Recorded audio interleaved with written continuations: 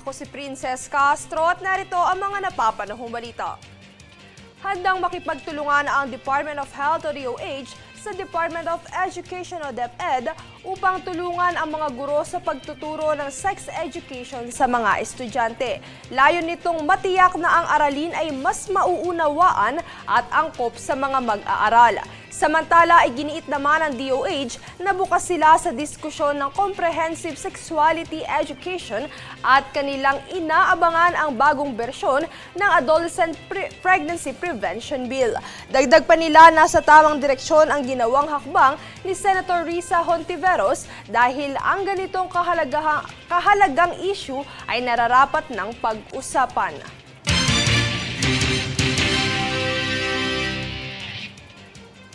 Para sa dating presidente at executive director ng Berlin-based International Peace Bureau o IBP na si Rainer Braun, ay hindi katanggap-tanggap ang pagkalas ng Amerika sa World Health Organization o WHO. Alamin ang pahayag mula kay Danisa Lopez. Mariing inihayag ni dating presidente at executive director ng Berlin-based International Peace Bureau IPB, Rainer Braun, na hindi katanggap-tanggap ang naging desisyon ng presidente ng Amerika na si Donald Trump na kumalas sa World Health Organization o WHO. Ayon kay Braun, malaking papel ang ginagampanan ng WHO sa pagpoprotekta at pagpapabuti ng kalusugan sa buong mundo. It is totally unacceptable to leave the WHO, and I can only hope that no other organization, or no other countries, or no other governments will follow this way. Anya, ang desisyon na ito ng Amerika ay makakaapekto sa mga kampanya ng organisasyon tulad ng mga inisyatiba para sa kabataan at talakayan hinggil sa corona crisis. Dagdag pa niya, kinakailangan ng WHO ang tulong ng health officials mula sa iba't ibang bansa para maipagpatuloy ang misyon nitong tugunan ang mga pandaigdigang issue sa kalusugan. So I hope that the President of the World Health Organization will come out with an appeal to the leaders of the countries of the world and say, please help us surviving and give us support that we can continue with our campaigns and activities. Samantala, nagpadala na ng memo ang United States Centers for Disease Control and Prevention o CDC na itigil na ang pakikipagtrabaho o anumang kolaborasyon ng mga kawani at health officials nito sa WHO. Umaasa naman si Braun ang hakbang na ito ng Amerika ay hindi makakaimpluwensya sa pananaw ng ibang bansa at manatiling parte ng organisasyon. Danisa Lopez, nag-uulat para sa Golden Nation Network.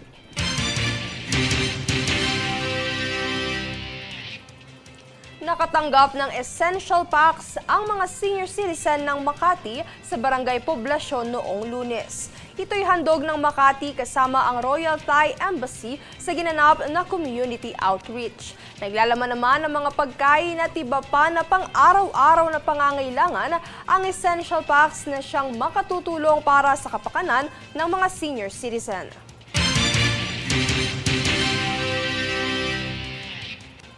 Kami ang boses ng pagbabago. Ako si Princess Castro at ito ang News Force.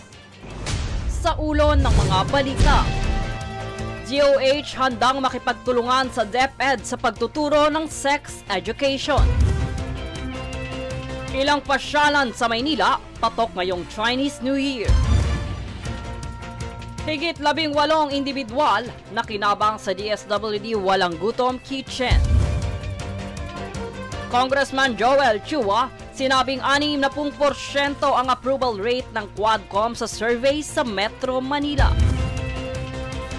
Pamumuhunan sa power industry, hinihikayat upang mapababa ang gastos sa kuryente ng bansa. Dating presidente ng IPB Rainer Braun, sinabing hindi katanggap-tanggap ang pagkalas ng Amerika sa World Health Organization. Patas at pantay na balita, komprehensibong ulat para sa pulso ng masa. Ito ang News Force.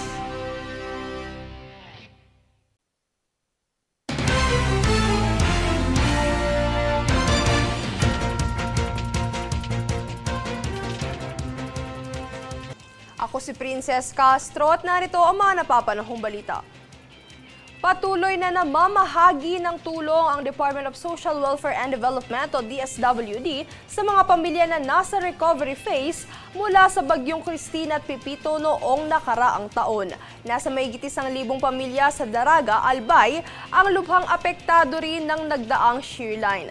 Tiniyak naman ng DSWD na kaagapay ng bawat individual ang kagawaran upang makabangon ulit mula sa sakuna.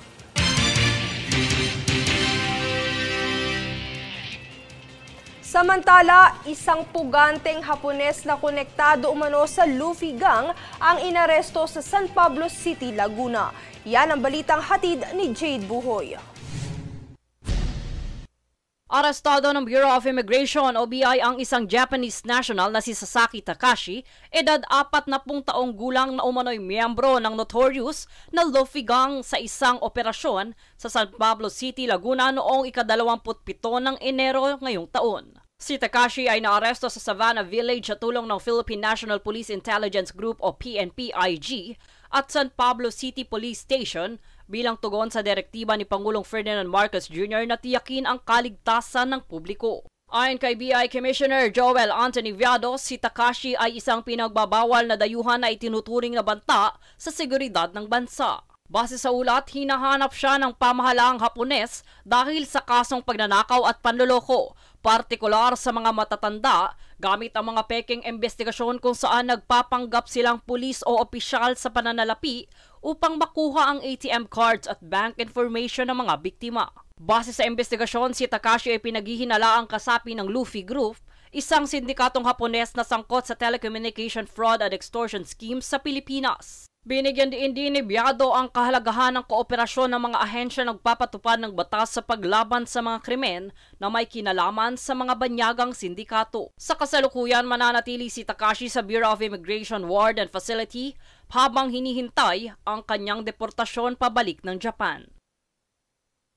Jade Buhoy, nag-uulat para sa Golden Nation Network.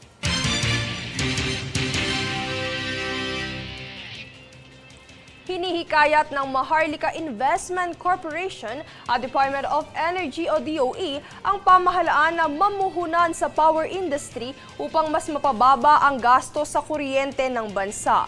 Anila ang pamumuhunan sa sektor ng kuryente ay magpapabuti ng infrastruktura ng transmission na magreresulta sa pagbaba ng singil sa kuryente. Sa pagdami ng transmission projects, wala umanong magiging balakid sa pag-supply nito.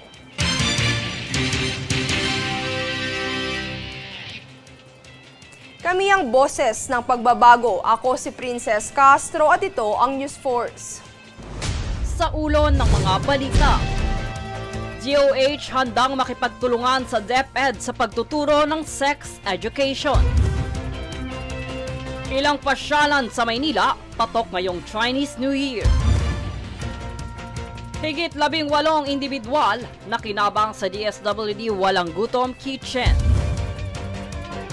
Congressman Joel Chua, sinabing 60% ang approval rate ng Quadcom sa survey sa Metro Manila. Pamumuhunan sa power industry, hinihikayat upang mapababa ang gastos sa kuryente ng bansa.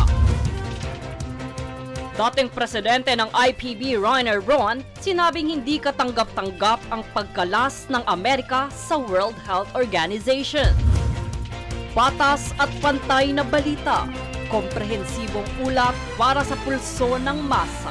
Ito ang News Force.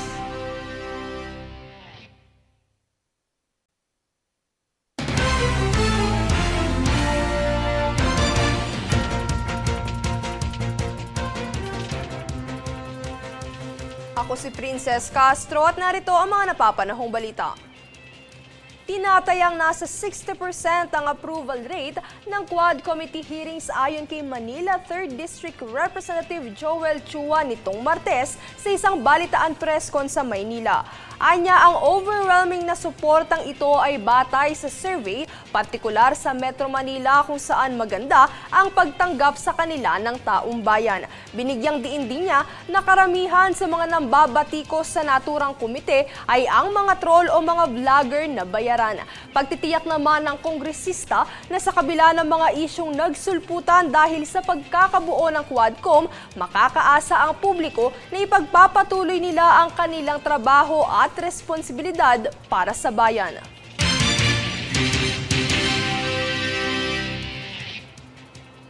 Sa loob lamang ng isang buwan ay naitala ng Department of Social Welfare and Development o DSWD ang mahigit 18,000 individual na napagserbisyuhan nito mula sa programang Walang Gutom Kitchen. Yan ang balitang hatid ni Danisa Lopez.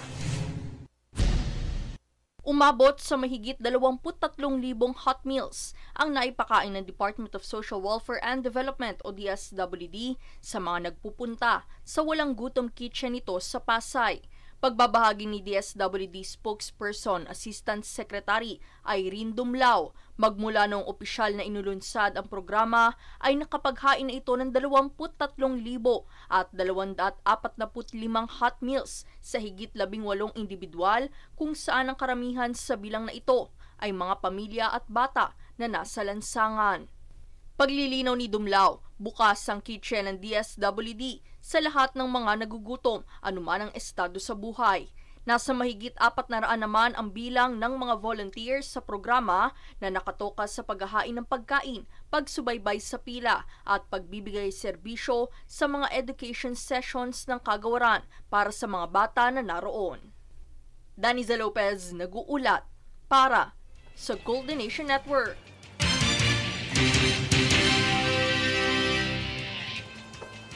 Noong nagdaang Sabado, tumanggap ang Bureau of Customs o BOC Port of Iloilo ng bagong Nuctec Mobile X-ray Machine na may kakayahang magsagawa ng manual at pass-through scanning, pati na rin ang advanced imaging para sa organiko at di-organikong materyales. Sa pagkakaroon ng pangalawang mobile X-ray machine sa Visayas Container Terminal, mas pinahusay ng port ang kakayahan nitong tukuyin at pigilan ang pagpupuslit ng mga ipinagbabawal na kalakal na nagreresulta sa mas mabilis at tumpak na inspeksyon ng kargamento.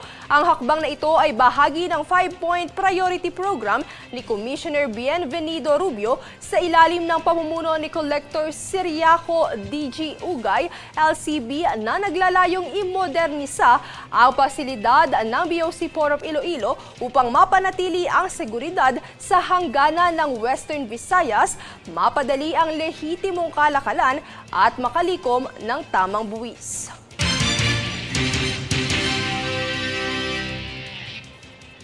Kami ang boses ng pagbabago. Ako si Princess Castro at ito ang News Force.